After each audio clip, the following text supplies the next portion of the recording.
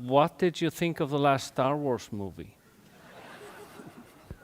They haven't been my cup of tea, let's say. Jordan Peterson in Iceland. Mr. Reagan. So, for the most part, I don't usually do commentary on Jordan Peterson's lectures or speeches. They're pretty self-explanatory, there's not usually much for me to add, but I watched this one and I thought, there's some interesting new stuff here, it's worth reacting to. So for the most part, this lecture was a series of summarizations of the various points that he makes in his book. And I'm going to do a full review of his book in another video, so I'm not going to go over that stuff, but I do want to touch on some of the stuff that's newer that he talks about in this video, stuff that I haven't seen him talk about before. And it's kind of a fun lecture. It's kind of a fun Q&A at the end. And in general, I think it's a video well worth watching, and the link's going to be in my description, so go ahead and click on that and watch the full video. Firstly, I would like to say that this moderator is a pretty funny guy. Most of the time that you see these speaking engagements, the moderator is super dry and horrible. In fact, it's incredibly rare that I see any moderator worth listening to at all, but this guy's actually quite funny. So I'm going to serve as a surrogate Dave Rubin here, a slightly less gay Dave Rubin. Less gay Dave Rubin. Dave Rubin doesn't seem that gay, so I don't even know. I'm going to read you a few things that are wrong about him.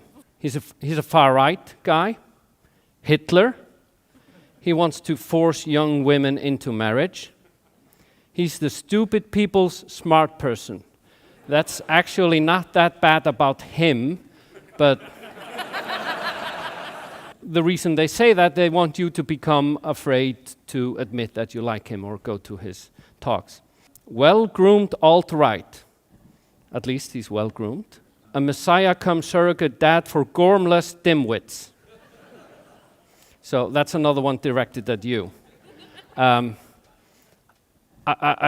one of you as well because I don't know what gormless means.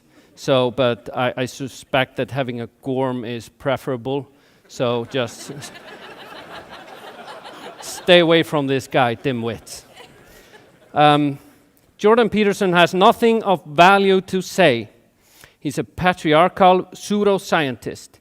He encourages young men to see themselves as victims. He's a professor of piffle. He seems like a terrible therapist. He's a bad political and social thinker, an angry white guy. And the line between Peterson's authoritarianism and Richard Spencer's paleo-Nazism is a blurry one. He's a Jewish shill. And if you're going to be a shill, you want to be a Jewish shill. And he's a fascist mysticist. And this is just a small sample of what has been going on. And it's all wrong. It's all wrong. And that tells you something. A new one every day to misinform people about that man. And you can demonstrate it. It's demonstrably false. Everything. And there are some people that see him as a risk to their agenda and their world view for some reason. But he's a reasonable, balanced, moderate, truthful man. And I've never seen such a campaign against any thinker, ever, in the world. Not even someone that is untruthful or as despicable as they make him sound like. So this tells you something. This is the reason I was reading this. This tells you something about the importance of his message. I mean, that's brilliant. I love that. So these are my thoughts on the lecture. So you don't deliver a talk to an audience. First of all, it's not a talk. Second, you don't deliver it. Third, it isn't an audience. Like, all of that's wrong. You talk to individuals in the audience, one at a time, and they're representative of the whole, but you're not talking to the audience. If you're afraid of public speaking, it's because you're talking to the audience. It's like, forget about that. You just talk to people. You know how to do that. And then you're not delivering a talk, because then it's a canned product. You might as well just hand people pieces of paper that they could read. It's more efficient. Why not do that? What you're doing, if you address people properly, is that you involve them in the process of furthering exploration of important concepts. And you think, well, how can you do that? Because they're sitting there passively. It's like, well, you're not passive. You're not verbal, but you're not passive. Like, I listen. If you're rustling around, then I'm not balancing chaos and order properly. You're not gripped. I watch people one by one, and I see sometimes they're shaking their head like this, sometimes they're nodding, sometimes they look confused. If people look confused, I think, well, I haven't got that right. I have to be watching people and seeing that they're understanding, they're following along. And that indication that they're following along helps me figure out if I'm in the right place. And that's what you're doing if you engage the audience properly, is you shouldn't be talking about things you don't know enough about to talk about. You should know like 10 times as much about the topic than you're going to talk about in the talk. I mean, you're supposed to be the authority, so you need to know these things. And then knowing these things, you want to stretch them further. This is a theater, a lecture theater. Theater is drama, delivering a talk. No, there's no drama in that. A tape recorder can do that. The drama is to engage with the ideas actively in real time and to discover with the audience what the consequence is. How to give a speech. This is brilliant advice. I mean, if you're somebody who is in any way interested in any kind of public speaking, this is phenomenal advice. I actually have a book on this. It's called How to Develop Self-Confidence and Influence People Through Public Speaking. And it was written in 1926 by Dale Carnegie, same guy who wrote How to Win Friends and Influence People. The book has a lot of great tips. Like, for instance, if you're anxious before an important interaction, a job interview or a date or a speech or something, hold your breath for like a minute or something, right? Just what ends up happening is when you release, all these endorphins are released. At least I think that's what happens. And you do feel de-stressed for like, I don't know, for like the next 10, 20 minutes or something. So yeah, right before you go into a major meeting, hold your breath. And I use this all the time. So if you're interested in public speaking or whatever, go ahead and get that book, or really anything written by Dale Carnegie will help you. That's what makes a novel great, for example. The reason a Dostoevsky novel is great is because Dostoevsky did not know where he was going when he started. He had problems, you know, like Crime and Punishment is a great example. He wanted to explore the relationship between crime and punishment. He didn't think, well, I'm a postmodern neo-Marxist and I have a solution to the problem of crime and punishment, and I'm going to write a novel describing what the right solution is. He thought, here's a problem, man, this is a major problem. I'm going to divide myself into 10 characters, and I'm going to have a war, and I'm going to see what prevails. And he takes you along on that voyage, and that's what makes Dostoevsky different than Ayn Rand, for example. Because Ayn Rand already knew who the good guys and the bad guys were. And maybe she was right, and maybe she wasn't. Doesn't matter. What matters is that what she did wasn't literature. It was just sophisticated propaganda. You know, like it taps into literature upon occasion, but she knew where she was going, whereas Dostoevsky, he discovered it along the way. And so he takes you along on the journey, and that's, any great artist does that, takes you along on the journey. That's why it's so revivifying to encounter anything that's genuinely artistic, is because you're along for the conflict between chaos and order. I love that Jordan Peterson loves Dostoevsky. My mother brought me this big grocery bag full of old books once from this garage sale when I was like in high school or whatever. And among the books was a book of short stories by Dostoevsky. And after getting just a bit into reading the first story, I think it was White Nights, Dostoevsky immediately became one of my favorite authors. The rawness of the characters was something that was totally new to me. And if you want to read some true masterpieces of literature, read the short stories of Dostoevsky. You should also buy my book of short stories, which I think is probably not as good as Dostoevsky's, but definitely also excellent. I have yet to complete reading Crime and Punishment. I should actually get that. But I recently bought a new copy, hardback, from like the 50s or something. I like old books, you know. This one is from 1956. So I'm gonna start reading that again after I finish 1984, which is what I'm reading currently. Is it possible that that journey might lead to a bad place in some cases? You've spoken of Hitler when he was speaking to audiences, and he was listening to the audiences, and he started to find what really engaged them and made them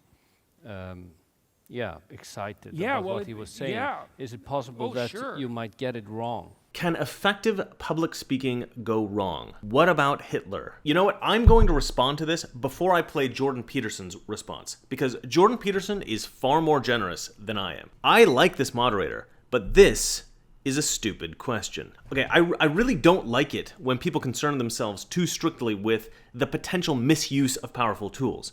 Anytime you develop a powerful tool, there will be those who attempt to use that tool for selfish or nefarious ends. People often do this with data. They claim that censoring information from the public is necessary because somebody might use it inappropriately. This is the prime argument against publication of analysis of IQ testing. This argument is also used by climate scientists to filter the data they release to the public, as happened with the East Anglia researchers. And it's always the Nazis. You know, the Nazis are always the great example of the evil use of valuable tools. Yeah, we get it. There are bad people in the world who do bad things. But every time a powerful technology is developed or another kind of powerful tool is revealed to the world, we do not need to ask the question, what if Hitler got a hold of this? So what? So now we're going to classify IQ test data, climate science data, and effective public speaking techniques as dangerous tools that could be used by the next Adolf Hitler? Give me a break. What are we going to say next? Well, we need to dispense capitalism because it makes wealthy people and that makes powerful people, and some of those people might be bad. We can't have capitalism because Hitler. Everything good is bad because Hitler. Maybe let's just appreciate good things and reserve our anxiety for when bad things look like they might actually happen. I like this moderator, but this is a stupid question. What were Hitler's motivations? Here's the psychoanalytic answer. If you cannot understand the motivations, look at the consequences and infer the motivation. What's the consequence? Hitler blows his brains out in a bunker under Berlin when Europe is on fire. What was the motivation? A suicidal apocalypse. That's the motivation. How do you generate a suicidal apocalypse? You aim at it. How do you get the crowd to go along? You speak in that manner and you watch for the emotional response. And when you get the anger that you're after, you facilitate it. And you let your imagination dwell on that. And you become a master of that. And that's what Hitler did. And it wasn't like the Germans weren't angry. And they had their reasons. World War I was brutal. They lost. The Versailles Treaty was a catastrophe. In the 1920s, every decent, hard-working German lost all of their savings in hyperinflation. And the entire country was threatened by a radical leftist revolution. It was rough, and people were not happy. And many of them had been terribly brutalized by World War I. So there was no shortage of anger to capitalize on. And Hitler was just the guy. Annoyed as he was, for example, that he was rejected from art school 3 times, despite having a fair bit of artistic talent.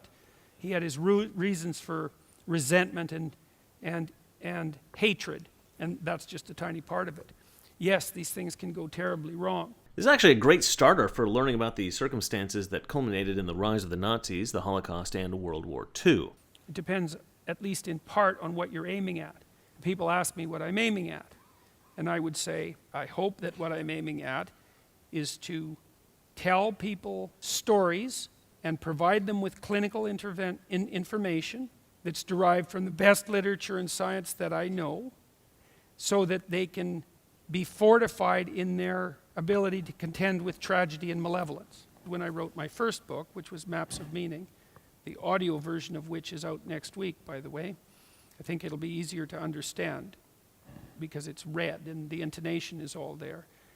I concluded after studying the psychological dynamics of the Cold War that the only proper medication to tyrannical collectivism was the sovereignty of the individual, and that as a consequence the sovereign individual needed to be strengthened.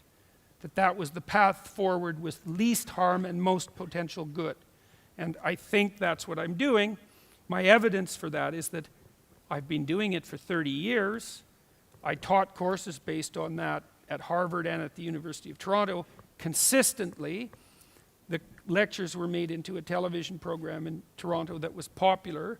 The lectures became explosively popular online. Everybody can see what I'm saying, as far as I can tell. The overwhelming evidence, as far as I can tell, is that it's having a positive consequence. So, and I'm hoping, and I have people watching me and criticizing me, like friends of mine and my family, trying to make sure that this all works. And so hopefully I'm not doing something that isn't good. We'll see. But Yes.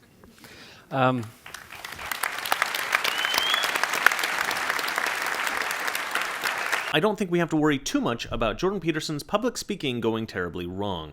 I think we're on fairly safe footing here. The last question. What did you think of the last Star Wars movie?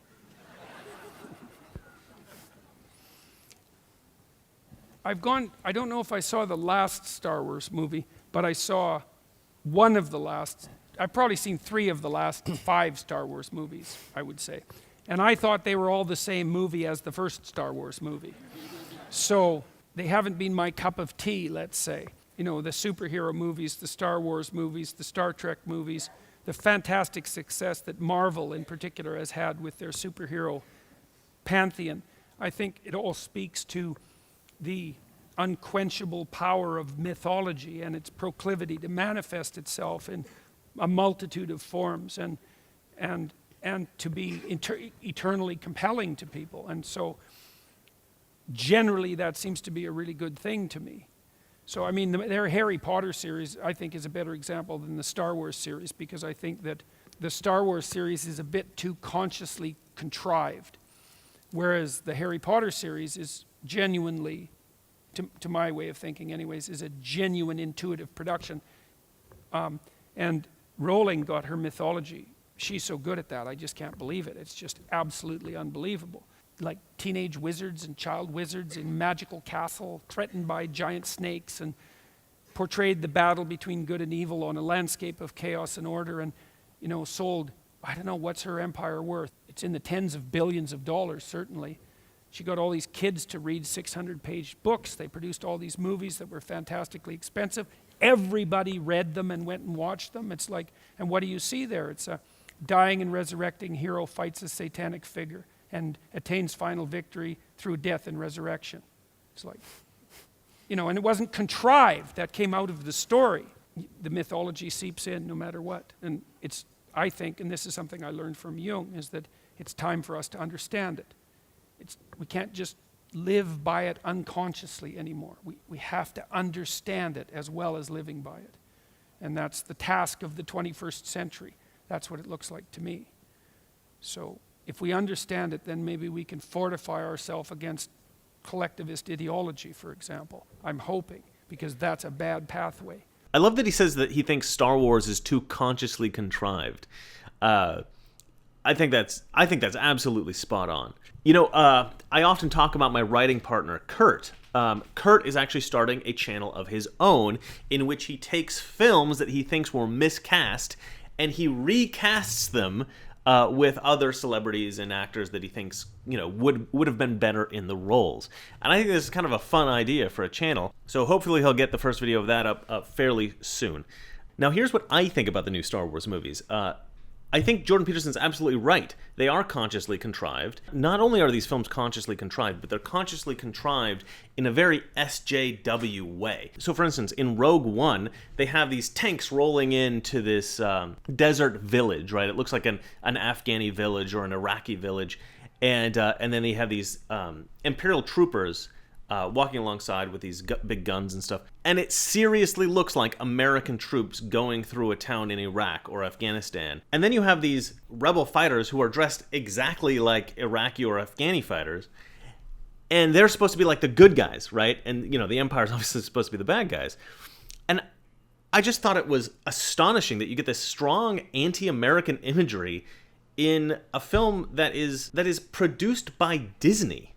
Like, how far have we gone here? And there's this producer, Kathleen Kennedy, and she's pretty much credited exclusively for all the SJW stuff that you see in the new Star Wars movies. You know, they're killing off all the white male characters from the early movies. They're trying to replace all the heroes that have existed with women or, you know, people of other ethnicities, you know, black, Asian, Hispanic, whatever.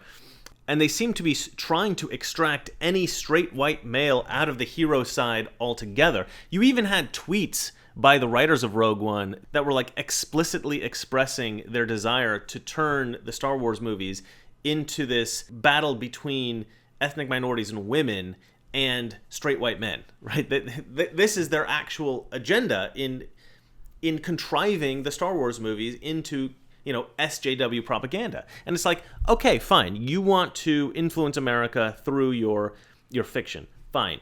But make your own movie for that, right? We've already got movies that are, you know, apolitical in America that are considered sort of legendary, you know, that are these legendary cinematic narratives that we grew up with. They're part of our childhood. And in a way, you're stealing that from us, right? If you're a producer of these films and you are, you know, you're extracting all of the meaning from the original movies and injecting all of your own political agendas, you're hijacking that franchise. You're stealing something from the culture. And I think that that's truly criminal. I think that that's a horribly unethical thing to do. But, you know, these Hollywood people, they got these massive egos. They think they're right about everything and whatever.